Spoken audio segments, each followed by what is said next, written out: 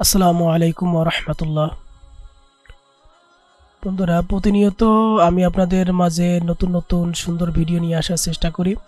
তো আজকের এই ভিডিওটি হচ্ছে আমার উম, প্রতিনিয়ত ভিডিওর মতোই একটি ভিডিও।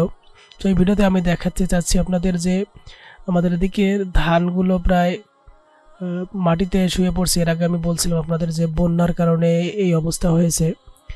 তো এ কারণেই দেখা যাচ্ছে বিভিন্ন জায়গায় খুব সহজেই মাটিতে ধানগুলো শুয়ে পড়েছে। এই জন্য এদিকের আবাদ এবং অন্যান্য, যেমন প্রতিবারের মতো মানুষ যতটুকু ধান চাষ করে লাভবান হয় সেটা কিন্তু এবার হওয়ার সম্ভাবনা খুবই কম, নাই বললে চলে ততটা। কারণ ধান চাষে আহ, লাভ মোটেও নেই। যারা ধান চাষাবাদ করে মূলত তারাই জানে। কারণ কৃষকরা অনেক কষ্ট করে ধান চাষাবাদ করার পরে দেখা যায় শেষমেশ তাদের এই ধানেই এর ভিতরে অনেক ধান চাষের ভিতরে নিজেদেরকে অনেক ব্যক্তিগত টাকা পয়সাও খরচ করতে হয়। কারণ ভুক্তভোগী আমি নিজেও কয়েক বছর থেকে ধান চাষ নিজেই করি। তো আমি আজকে এই ভিডিওতে আপনাদের দেখাতে যাচ্ছি যে এটা হচ্ছে আমার গতকালের ভিডিও, বিকেলের ভিডিও। তো এই ভিডিওতে আমি যতটুকু দেখাচ্ছি আপনাদের, তো এই যে দেখতে পাচ্ছেন সকালবেলা, আজ সকালবেলা যে ভিডিওটি করেছি, গতকালের ভিডিওর সঙ্গে তো আজকে মিলতেছে না। আজকে একটু একটু শীত রয়েছে। এই শীতটা গতকাল ছিল না। এই শীতের কারণেই কিন্তু বোঝা যাচ্ছে যে গতকালের চেয়ে আজকের আবহাওয়াটা একটু সুন্দর। তবে হালকা হালকা শীত এখন মাত্র চতুর্দিকে পড়া শুরু হয়েছে। শীতের সকাল সত্যি অনেক সুন্দর এবং ভালো। তো এখানে আমাদের এক কৃষক ভাই কিছুটা ধান কেটে রাখছেন। তো আমি এখানে যে দেখতে পাচ্ছেন কবুতরের ভাঙা একটা বাসা রাখছি, এবং এটা পরিকল্পনা করেছি এটাকে কেটে এখান থেকে যে বাঁশের ইয়েগুলো আছে ওগুলা নিয়ে আমি নতুন একটা বাসা আবার তৈরি করব, এরকম একটা পরিকল্পনা করেছি। দেখতে পাচ্ছেন এটা হচ্ছে আমাদের কবুতরের নতুন একটা বাসা। এবং এখানে কবুতরগুলো দেখতে পাচ্ছেন নিজেদের আনন্দে, নিজেদের আনন্দে ঘোরাফেরা করতেছে এবং সকালের রোদ পোহাচ্ছে। এখানে সকালের রোদটা একটু সুন্দরভাবেই লাগে এবং খোপের ভিতর থেকে খুব সুন্দর করে উঁকি মারছে দেখতে পাচ্ছেন। তো এই উঁকি মারার যে ভিডিওটা আসলে অনেক সুন্দর এবং মনোমুগ্ধকর, এজন্য আমি ভিডিওটি ক্যাপচার করেছি।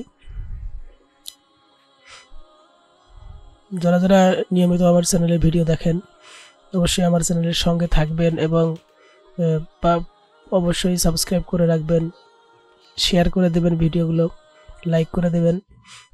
পাশাপাশি আমি দেখাচ্ছি যে আপনাদেরকে আমি এখানে ভিতরে কবুতরের খোপগুলো দেখাচ্ছি আপনাদের। এখানে একটা রয়েছে, এদিকে দুইটা। তো সকালবেলা একটু হালকা হালকা শীত পড়েছে, কবুতরগুলো কেমন জানি একটু ঝিমানো ঝিমানো ভাব। এরাও ততটা খুশি না যে আজকে রোদ নেই এবং আবহাওয়া ততটা তরতাজা নয়। তাই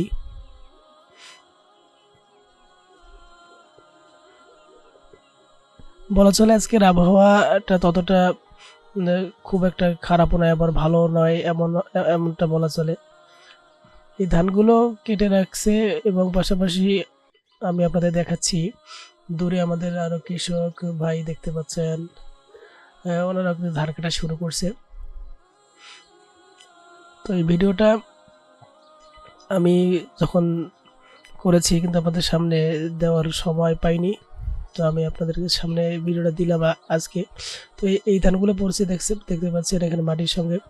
এই ধানগুলো আমরা এখন যে অবস্থা আছে কেটে ফেলেছি। তো একটা কথাই বলবো, সেটা হচ্ছে এই ধানগুলো থেকে আমরা ততটা ভালো কিছু আশা করি না।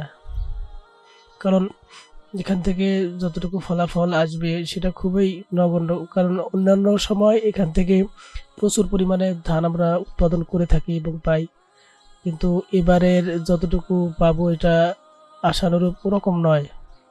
কারণ এবারের আবাদ এবং এবারের চাষাবাদ ততটা ভালো হয়নি। না হওয়ার পিছনে আপনাদের তো এর আগে এক ভিডিওতে আমি বলেছি আমাদের এদিকে কিছুটা বন্যাও হয়ে গেছে।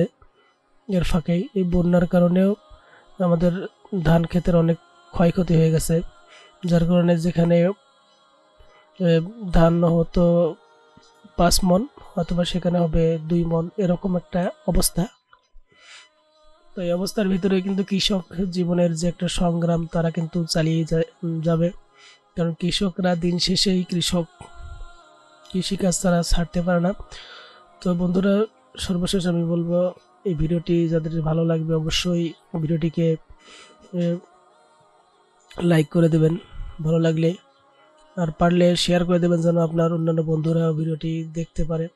কারণ অনেক কষ্ট করে ভিডিও তৈরি করার পরে যদি আপনারা সেটাকে লাইক এবং শেয়ার করে দেন তাহলে নতুন ভিডিও তৈরি করার আগ্রহ পয়দা হয়। তো বন্ধুরা, যারা ভিডিওটি দেখলেন সবাই ভালো থাকবেন। নতুন কোনো ভিডিওতে আবার আপনাদের সঙ্গে দেখা হবে। সে পর্যন্ত আজকে এখানেই শেষ করব। আল্লাহ হাফেজ।